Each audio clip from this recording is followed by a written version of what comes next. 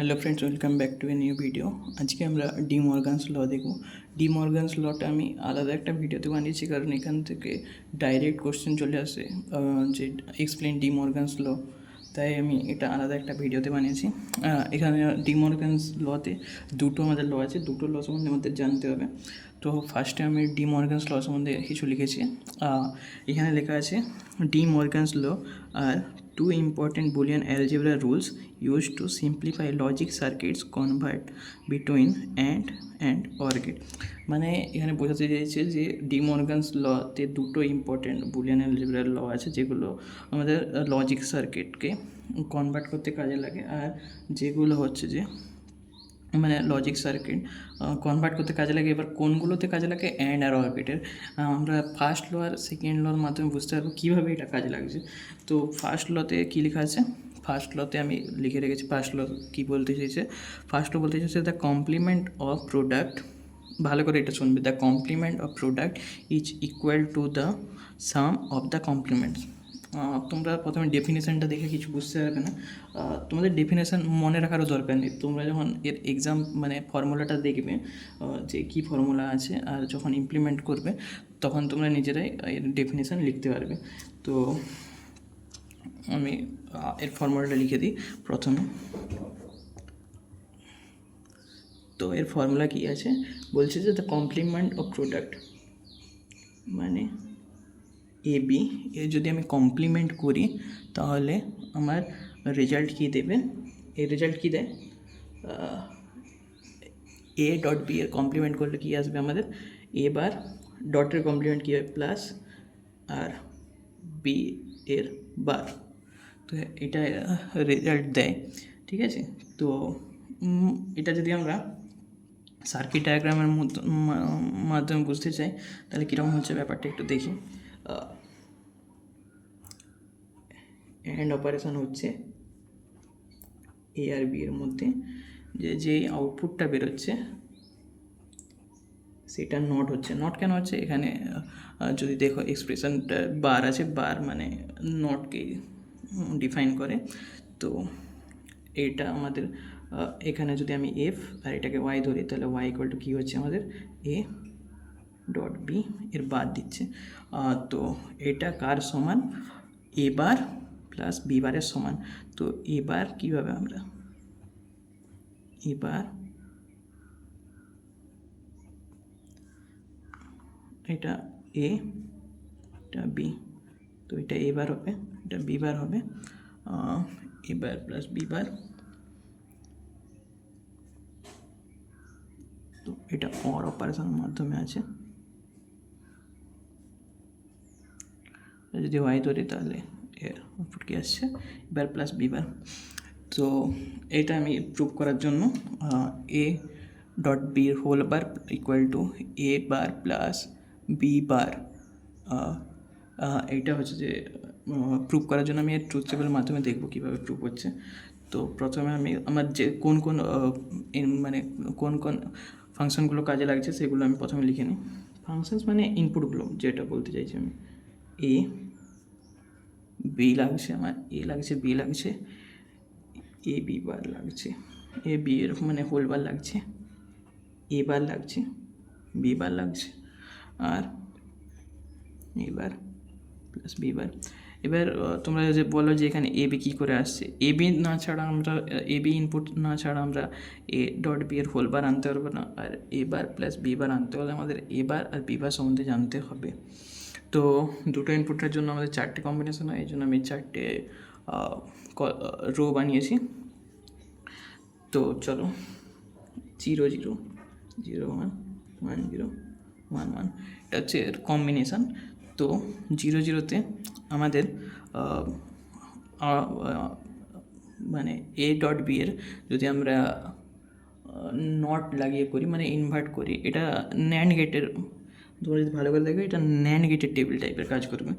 তো 0 0-তে আমাদের অ্যান্ডে কী আসে? 0 0-তে আমি সাইডে লিখছি, 0 0-তে আমাদের অ্যান্ড দেখতে পাচ্ছ?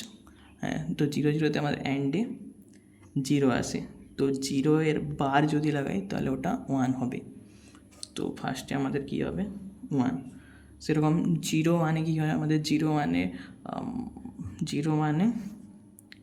জিরো হয়, জিরোর বার ওয়ান হয়, এখানে ওয়ান। 1 0-তে কী হয়, 1 0-তে জিরো হয়, তার বার ওয়ান হবে, তো এটাও ওয়ান হবে। আর 1 তো ওয়ান হয়, ওয়ানের বার জিরো, তো অ্যান্সারে জিরো আসছে।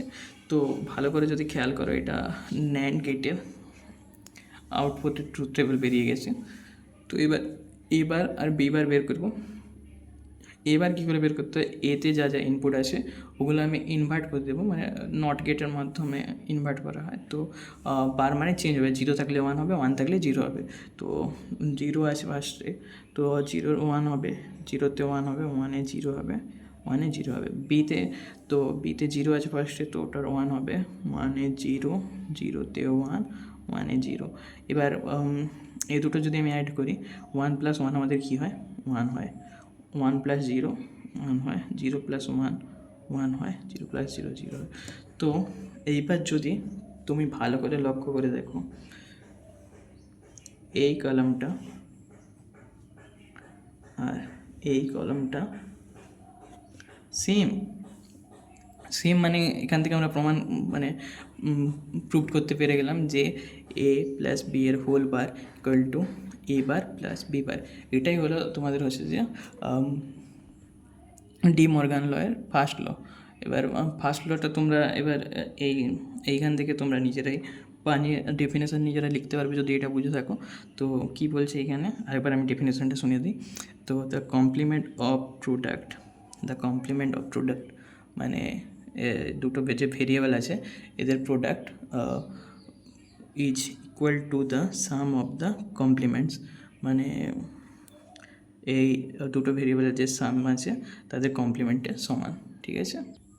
তো এবার আমরা সেকেন্ড লটা দেখবো। সেকেন্ড লতে কী বলেছে, the complement of a sum is equal to the product of the complements. এটা আমরা প্রথমে মানে ফর্মুলা বা এক্সাম্পল যাই বলো সেখান থেকে আমরা বুঝতে পারবো সহজে।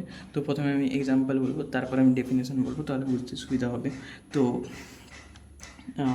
এটা ফার্স্ট ল এর উল্টো। তো a + b এর হোল বার ইকুয়াল টু কী হবে আমাদের, a বার ডট b বার। এটা আমাদের প্রুভ করতে দেখাতে হবে। তো a + b এর একটা সার্কিট ডায়াগ্রাম বানিয়ে নিই, তাহলে আরও সুবিধা হবে। তোমরা পরীক্ষায় যদি এরকম কোয়েশ্চেন আসে, যদি সার্কিট ডায়াগ্রাম বানাও, তো যারা কপি চেক করবে তারা তোমাদের খাতা দেখে নাম্বার একটু বেশিই দেবে, বেশি মানে যত তত পেতে পারবে। তো এ বি থেকে আমরা এখানে কি পাবো, ওয়াই যদি আমরা একটা আউটপুট পাই, ওয়াই কি দিচ্ছে এখানে, এ ডট বি দিচ্ছে, আর এখানে সরি এ প্লাস বি দিচ্ছে, এখানে আমি এইখানে লিখি Y equal to A plus B, কারণ এটা হচ্ছে যে অর গেট, আর এর নট হচ্ছে এখানে। তো এটা যদি আমি এফ ধরি, এটা হবে এ প্লাস বি এর হোল বার। আর এটা থেকে আমরা কি পাচ্ছি, এ আর বি, তাহলে এখান থেকে আমরা এ বার পাচ্ছি, এখান থেকে আমি বি বার পাচ্ছি, এদের দুটো অ্যান্ড হচ্ছে। তো এটা আমরা প্রুভ করবো, আগেরটার মতো টেবিল বানিয়ে নেব। তো কী কী আমাদের ভেরিয়েবল লাগছে, এখানে এ লাগছে, বি লাগছে, আর এ প্লাস বি বার লাগছে।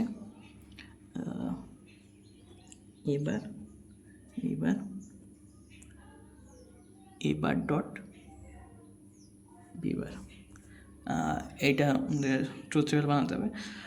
তো দুটো ইনপুটের জন্য আমাদের 4টা কম্বিনেশান হয়, 0 0 0 1 1 0 1 1। তো এইবার আমাদের কী এক্সপ্রেশান দিয়েছে, এ প্লাস বি এর হোল বার। এটা তোমরা যদি ভালো করে দেখো, এটা হচ্ছে যে নর গেটের আউটপুটের ট্রুথ টেবিল। তো 0 0-তে আমাদের, এখানে আমি করছি, ওদিকে ক্যামেরাতে আসছে না। তো 0 0-তে আমাদের কী হয়, 0 0-তে 0 আর 0কে অ্যাড করলে আমরা 0 পাই অরে। তো নরে কী হবে, নরে এর উল্টো হয়ে যায়, মানে অরের বার হয়ে যায়, তো নরে ওটা 1 হবে। তো ফার্স্টেরটা 1 পাবো, তারপর 0 প্লাস 1-এ কী হয়, 1 হয়, নরে ওটা 0 হবে। 0 প্লাস 1-এ 1 হয়, নরে ওটা কী হবে, 0 হবে। 1 প্লাস 1-এ 1 হয়, ওটাও নরে 0 হবে। তো ভালো করে দেখলে বুঝতে পারবে এটা পুরো নর গেটের ট্রুথ টেবল। তারপরে এ বার প্লাস বি বার, এ বার করতে গেলে এর যা যা আছে, 0 থাকলে 1 করবো, 1 থাকলে 0 করবো। তো 0-তে 1, 0-তে 1, 1-এ 0, আবার 1-এ 0। বিতে 0-তে 1, 1-এ 0, 0-তে 1, 1-এ 0। এবার A bar dot B bar, 1 into 1 কী হয়, 1 হয়। 1 ডট 0 কী হয়, 0 হয়।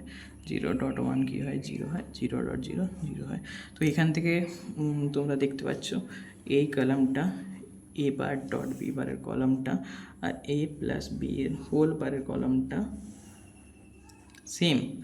তো এখান থেকে তোমরা ডেফিনেশন জানতে পেরে যাবে।